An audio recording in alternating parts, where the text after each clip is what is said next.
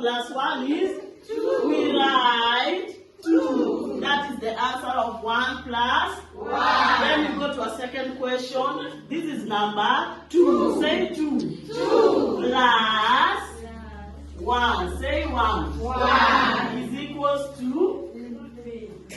No, we are writing our balls. We are counting our balls. So how many balls here? 2. So this is the first. 1. Then 2. Then here this is number 1. We do how many balls? 1. This is ball. 1. So we put together, we count 1, 2, 3. And our answer is 3. Good. Clap for your son.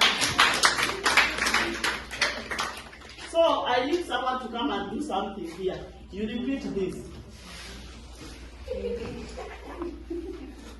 Irene, are you ready? Irene, are you ready? Come and try. Come and do a try.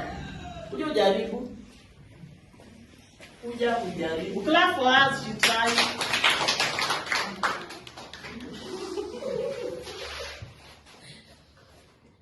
One plus 1 is, you put together, then you give us the answer.